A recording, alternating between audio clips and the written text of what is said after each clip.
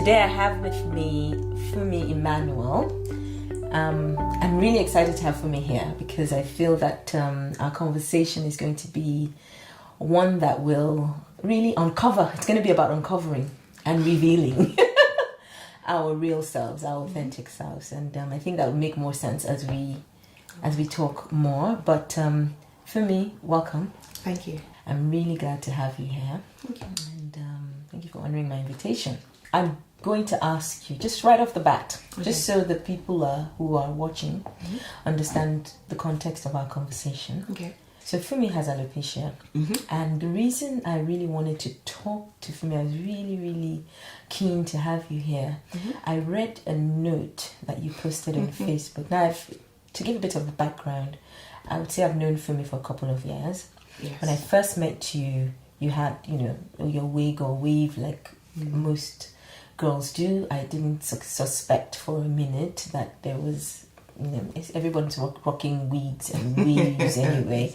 So fast forward to a couple of years later, I saw on Facebook this note that you posted, and it was about the fact that you had alopecia for 20 years. That's correct. Yes. And you had been, obviously hiding under wigs and weaves for that amount of time, but you were now ready to take it all off, so to speak. Yes. And to show your authentic self. So when I saw that, to be honest with you, it really connected with me on many levels. Okay. But primarily because that strength to be vulnerable like that was something that I was struggling with. It's not something that I've really ever spoken about publicly, but I had polio. For the better part of my life, I've walked with a limp, and I've avoided showing my legs. Okay. Because one leg is shorter than the other, one leg is smaller than the other. Okay. And it made me extremely conscious. So I connected with you on that level, and I thought, wow, maybe if Funmi can be bold like this, maybe I can also be bold. Okay. So I want to thank you for sharing your story, for being bold, because and bold for being boldly bold, and for borrowing me some of your boldness. Pardon my grammar, because I'm drawing from that boldness now, which is I think the great thing about when you live boldly like that and live authentically, you actually give other people permission in a way to do the same. So again, thank you for me. In one of my conversations with you, you told me you used to have a full head of hair. Yes. What happened? How did it happen? I don't know the exact date to be precise, but 20 years ago I began to lose my hair. And when you say you began to lose your hair, what, you brush your hair? No. I'd comb my hair and just a few strands as normal. Yeah. But I'd wake up and there'd be a bald patch. And I remember at this point I used to share a flat with my sister. Okay. We had a hostel. My younger sister. I'm the first of three. Okay. So I used to share a flat with my younger sister, and I'd wake up and my hair, there'd be a patch, a bald patch, and she'd say, "Oh, Funmi, you have another bald patch." And we'd look for the hair and we wouldn't find the hair. Right, so it's not as though you wake up and you see the hair in the pillow. No, it wasn't. Okay. So I started having bald patches, and when I had bald patches, I could still have weaves done. So some experts would weave over the bald patches, and just attach weave to it. When you started seeing the bald patches, did you go to the doctor? Yes. Okay. And what did the doctor say?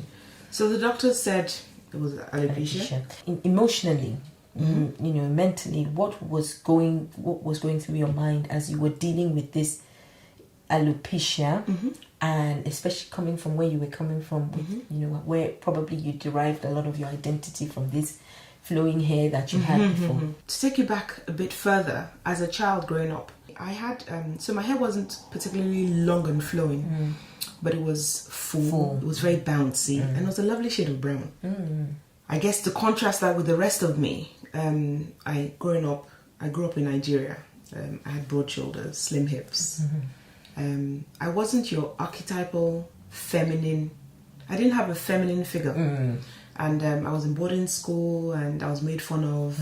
Often, I'm like a boy. I have thick, muscular calves. But my hair was nice.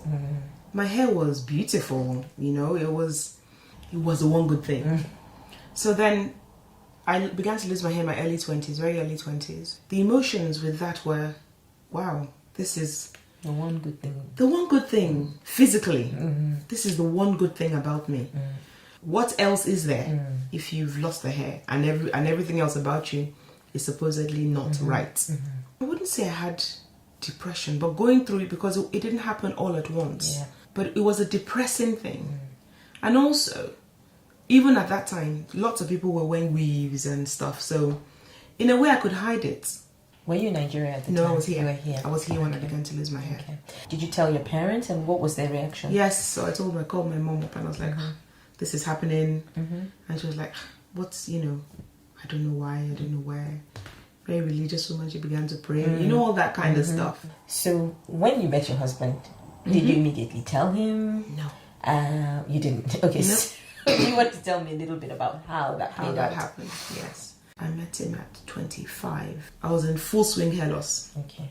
It was still patches, so there was still some on my head, but there was no way I could go out without covering my head. So you're wearing weaves, or could you even weaves? wear weaves? I could still wear weaves at that time, but more often than not, it was wigs. Okay. Because I was trying to preserve that which was there. Right, okay. And I was scared that any tension would cause that to fall out.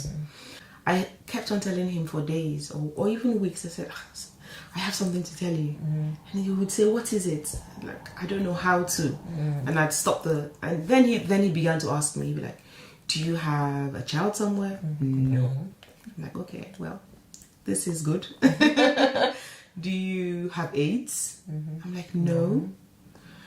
Do you have an incurable disease? No. It was never what he thought of. But one day I thought, okay, I'm going to have to just tell him. Truth is, I don't know what his first reaction ever was because I never saw it. I was sitting across from him like I'm sitting across from you, and I said, okay, as soon as you need to close your eyes. So he closed his eyes. I slipped off my wig. I took his hand. I placed it on my head and I closed my eyes. So I never know if he was... I don't know. You didn't know. I don't know. Okay. And so at what point did you open your eyes?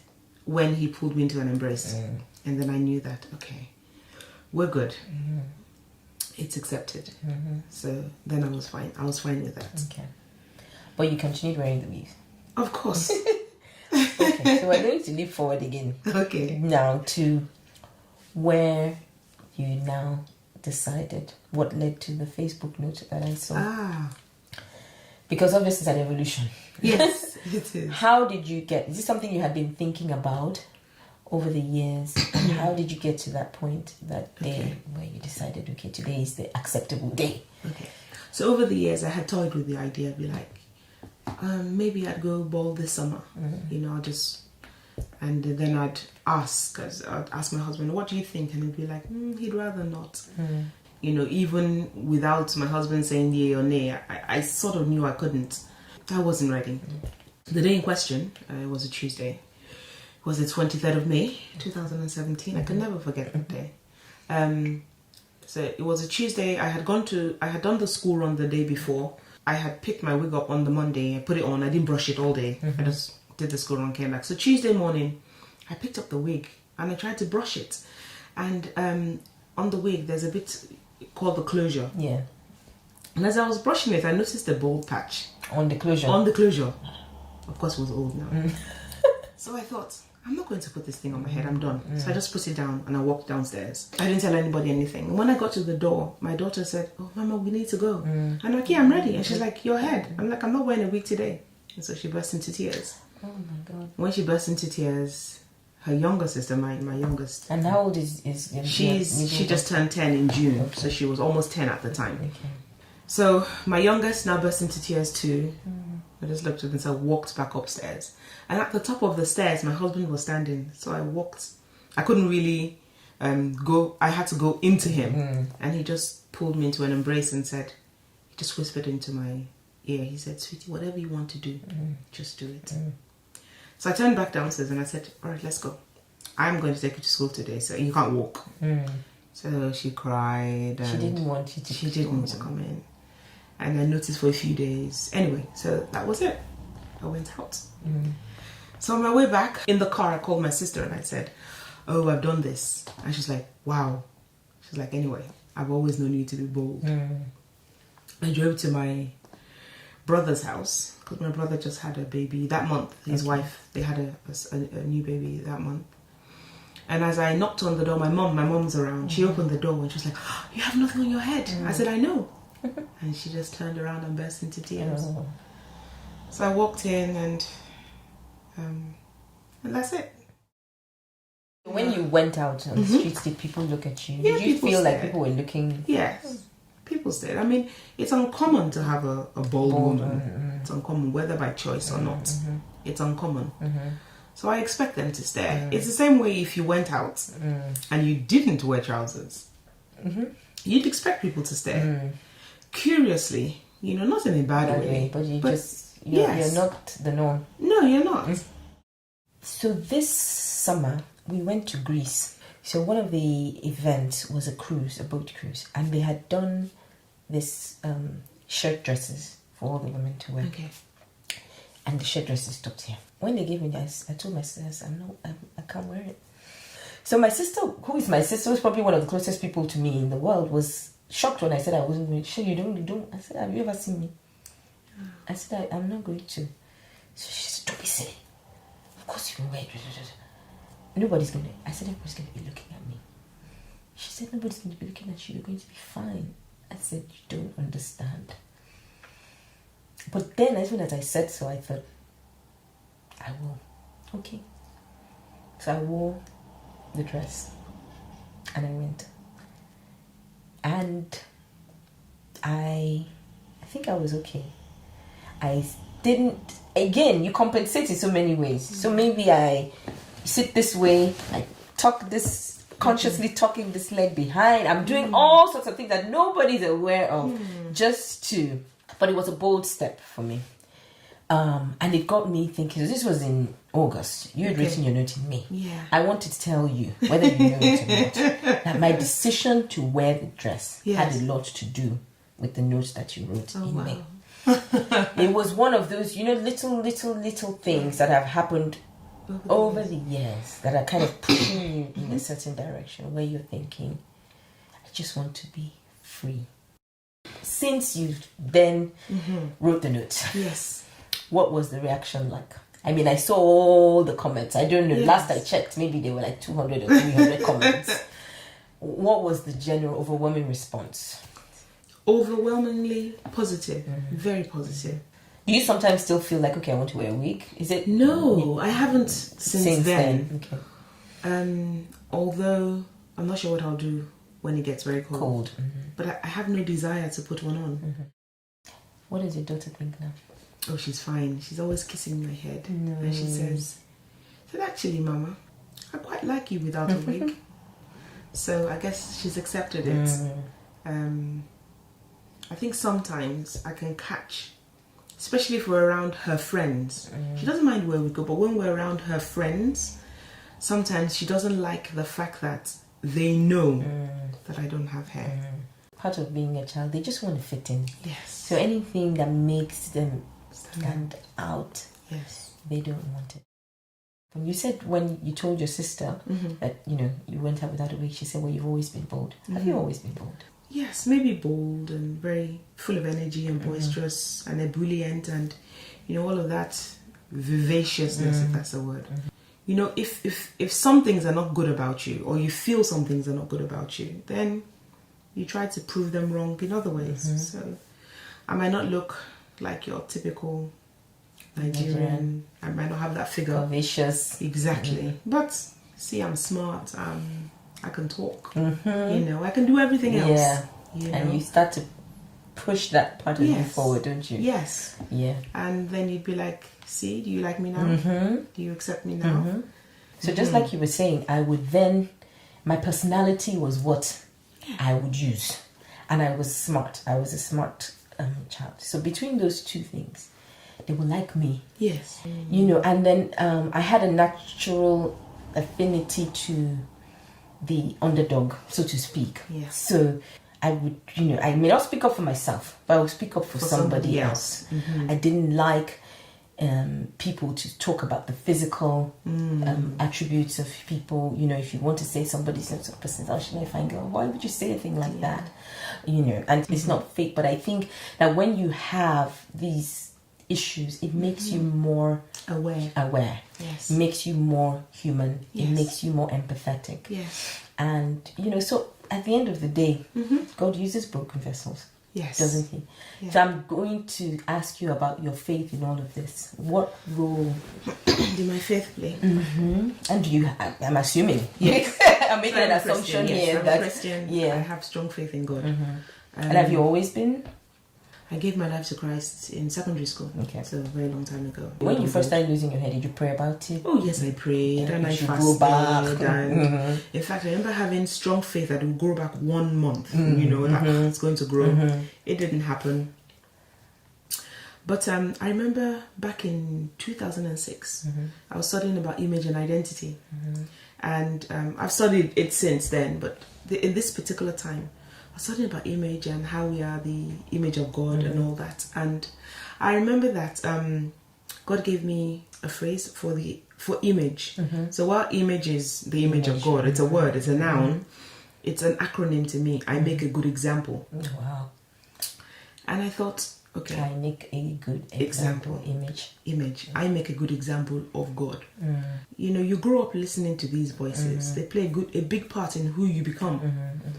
How can I make a good example if you made me in your image? How can I make a good example when the one thing that was supposedly good is taken away? And so I struggled a lot, a whole lot over the years with revealing my true self. You know, I also hid under being very nice. Over the years, I learned to believe that God had a purpose, or that He didn't have a purpose for my hair loss, but that through my hair loss, there would be purpose. Really, one of the things that I keep hearing is, you know, people are like, oh, you're so bold, you know, and you've helped me, and you've inspired me to. And initially I was like, wow, how can just whipping off a wig, how can that help somebody else? But the truth is, we're all hiding behind something. And I think that the more human beings create an idol of beauty that is outside what God calls His image of beauty, nobody will ever match up. You can never match up. So if you didn't have polio as a child and both your legs, and you still wouldn't match up to maybe the pictures on the covers of the magazine. You're never going to be tall enough. You're not going to be slim enough. There's always you're going never to be something. To be the right shade of brown or the shade of white. Do you understand? You're never going to have the right hair color compared to somebody else. And I think that is really where the beauty is, that we're all different, yet we're all images of God. You know, this image of God, it really speaks to me. I guess maybe because I have alopecia, but it really speaks to me because, you know, when God gave the commandment for us not to make images or idols, it was because He had already created idols. He had already created us. We are Him, His image here on earth. And so if you then take one person and make them an archetypal, beautiful person, standard, nobody can match up. Even cultures hold different standards of beauty. In Nigeria, it's the big hips and the big boobs. Here, it's the slim hips and the slim. You can never match up. You just have to take your identity from Christ. Awesome. What's next for Funmi Immanuel? In terms of you revealing your full self, I think, not to speak for you, but this is just it's only symbolic, really, of your full, true self, image, identity. What next? I make name frames. I celebrate names. Okay. So I create the meaning, etymology, morphology, and I make it personal. So that's one thing. But I also make ashoke, which is a Nigerian fabric. So I will build those. Ashoke has really suffered a bit because it's like it's a piece of me. Every time I create something, there's always this fear, will it be accepted or rejected, you know? But now I think I can create more and accept it. Accept critique or not, you know. But where the head will take me, I don't know. I really don't know. I didn't unveil for that purpose. Do you have people like inviting come speak here or come? Well, yes, I've had. This is the second time I'll be speaking to somebody. Although the first time it wasn't about image. But I'll see what happens. To be honest, I'm open. Okay. I'm open. Okay. I'm open because I know that people are drawing strength from somebody's audacity to whip off a wig. You know, isn't that just amazing? It is, isn't it? I'm not my hair, obviously. I think you're inspirational. Just in being all of who you're created to be. Correct. As I said before, then you give other people permission to do the same. So thank you. Thanks for coming. Thank you for sharing your story with us. I think image, that acronym, I think there's so much more that you're going to do with that, and I'm looking forward to seeing it all unfold. Thank you. Thanks, Funmi. I hope that you've drawn inspiration and strength from Funmi's story. Please comment below, let me know your thoughts, send me an email, share this video with your own networks, let the conversation keep going. The reason we do this is because we want to spark conversations that really matter. So please let it keep going, and don't forget to comment and share your thoughts with me. Thank you for watching, and I look forward to seeing you again in another episode of Chrystallis Conversations.